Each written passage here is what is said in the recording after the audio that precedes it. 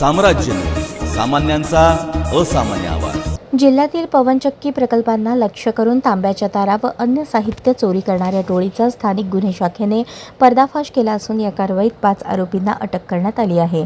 या आरोपींकडून तब्बल 42 लाख रुपयांचा मुद्देमाल जप्त करण्यात आला असून दरोडा व चोरीचे 8 गुन्हे उघडकीस आले आहेत। 7 एप्रिल 2026 रोजी बेंबळी पोलीस ठाण्याच्या हद्दीतील उमरे गव्हाण शिवारात पवनचक्की प्रकल्पावर दरोड्याची गंभीर घटना घडली होती। घटनेचे गांभीर्य लक्षात घेऊन पोलीस अधीक्षक रितू खोकर यांनी स्थानिक गुन्हे शाखेला तपासाचे आदेश दिले होते। त्यानुसार 16 एप्रिल रोजी सहाय्यक पोलीस निरीक्षक सुदर्शन कासार आणि त्यांच्या पथकाने गोपनीय माहितीच्या आधारे ढोकी कळंब या रोडवरील गोविंदपूर पाटी येथे सापळा रचून 5 संशयितांना ताब्यात घेतले।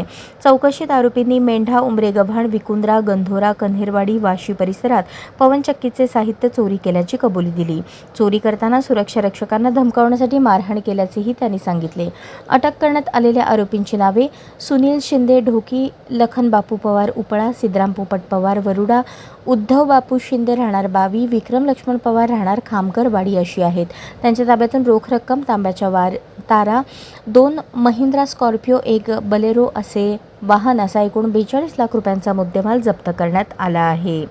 ही कारवाई पोलीस अधीक्षक रितू खोकर, अप्पर पोलीस अधीक्षक शफकत आमनाई यांच्या मार्गदर्शनाखाली स्थानिक गुन्हे शाखेचे पोलीस निरीक्षक विनोद इचपवार, सहाय्यक पोलीस निरीक्षक सुदर्शन कासार आणि त्यांच्या पथकाने पार पाडली।